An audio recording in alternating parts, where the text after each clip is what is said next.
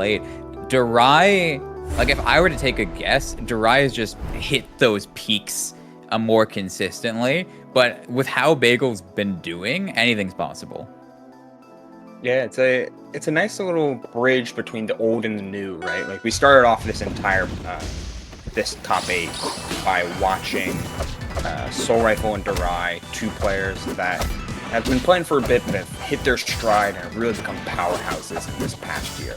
And then yet, the other player that seems to have hit their stride in the past 12 to so however many months has been Bagel, just consistently showing that he's got everything it takes to continue to compete and place at higher and higher levels.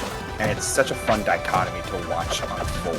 Hopefully it'll unfold in a fun and electric way. But you got hit by the frog. You got hit by the frog and you hit Felinair off stage to set that up. I mean, that's like looking like an old Bullets SD. Still managing to survive, but Darai's like, nope, I think I'm going to capitalize off of this. And for what was a close beginning, now Darai is just taking full control of this first game. And again, we've seen how important this tempo is early on. Bagel, that was so crucial, being able to get the Dacus confirmed, or Gatling, if you will. Ooh, fighting game words. Getting fancy with it. Getting a little spicy in there. As man, the fact that Rano's tongue, like a half-screen command grab, able to take away that armor, turn any survivability on its head, and push Bagel into an off-stage and gone position. 2 stocks to 1 here is Darai. Bagel getting close to trying to push for an edge guard, but a nice fast form from Darai got him off the wall and back to the stage, at least for a moment. There's people who want that command grab to, shield grab in Rivals too. Can you believe the audacity? Yeah, go away. And wanted Raster down via shield grab, so we're gonna move on from Rivals 2 and stick with the present right now. Bagel's got Darai off stage, going for good fair armor to keep the situation to his advantage, but Darai managing to slip back on in that back air. Ever present, ever useful, gets Bagel off really good DI in, but again, bear off the top, and game 1 goes to Darai. It just didn't stop. There was 4 or 5 finishers in that combo that Bagel was able to DI around or find ways to avoid or armor through, and Darai just kept going, with different launchers and different ways to chase and continue to keep Bagel on the back foot. All right, game number 2. We got Blazing. A bit more awkward for Rano to kind of, make his way up and down. But still, I mean, Darai is comfortable here. The thing is, like, landing Nair and Bear off that platform is still really good. Even though Edalus has a lot of really good tools and a lot of good survivability here on the stage. But, I mean, can you survive? Can you survive this onslaught of needles? Finally manages to make it back on after taking just like 15 needles to the face, but doesn't even matter because down to it up strong, going to close out the first stock. Gotta keep those classics online here, Bagel. Looking for ways to get in, looking for ways to try and close down a lot of space, but not only is Rano hard to hit, he hits so hard when he gets you, but a nice tech read off of this platform. Okay, that's kind of one of the main benefits, another benefit off of Blazing Hideout. Not only do you get so much access to flat drop, it forces a lot more tech scenarios that Bagel can get a lot of information from to turn into raw advantage. This game could have been so bad for Bagel, but the shards from forward strong just coming off of the armor, canceling Darai's command grab means for even game number 2, just like dead close. Darai does find a back air, which puts Bagel in perfect position. It goes for the needle storm. Why not get full stacks on the Bagel? One side B will put, get another 40% on there. But no, Darai's off stage, manages to get the grab, and we see that one stock giving Darai the time to make it back on stage. Still so close.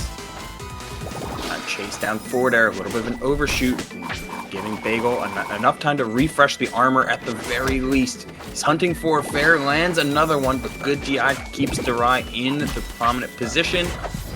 And a tech as well. After so many stalls, the quick way to get back on afterwards, that's gonna do it though.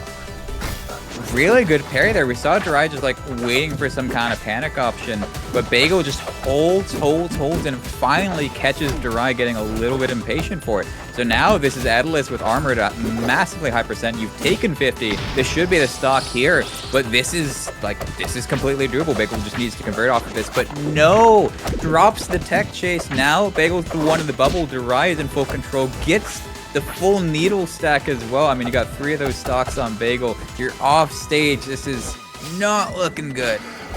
Super jump almost putting Darai in a proper position in order to chase here. Great DI out there in order to avoid the spike setup. Bagel gets a chance to chase again, or at the very least reset the full armor. Maybe not as best to go for when you're at 50. You have to read. What's the mix? You find it. Forward strong. He just calls out the tech roll from Darai, and we are 1-1 here. That armor setup almost kind of taking away a lot of momentum from Bagel there, but you got the freeze setup at the very end thanks to the low knockback from the armor. So take a little damage, but you were able to win the game. Yeah, I mean, it was a little bit of greed from Bagel saying, I can get this armor before you make it back to stage. Nope. Rano has a lot of off-stage horizontal mobility, and you have to account for that. Game number 3, surprising. Again, Darai going to what is traditionally a really good Aether stage, just able to control so much, you know, with the ice on this one solid platform. But Rano is able to get consistent conversions here, and it doesn't even matter, because if you get double back air, bit of bad DI on Bagel's end, and any sort of lead that Bagel thought he had is now back to even. This is kind of the rough spot of Endless Abyss, as you were mentioning. Like, you have to interact with the ice here. There's no way to not when it covers this much stage. But if Darai is able to establish control of the stage once again after this scramble in the corner, you do force Bagel to be a little bit more healthy with his icicle mix-ups. Else they can get parried. It's a solid combo there. Gets Darai into a very prominent position, almost getting Dacus raw from hot, like a full screen. Oh, you gotta be careful. Yeah, you're hopping around Rano when he is the hop master, ready to call that out down tilt into up strong. But Bagel sets up an up strong of his own, and we're dead even, but he goes up high. He has full ice across the entire stage right now. Prime position, but can you get around these needles? Yes, you can, but not able to actually get much off of the opening. These nairs are doing so much work, but Darai manages to get through Aether's forward air. They're going back and... What? Why does this keep happening? Huh? What?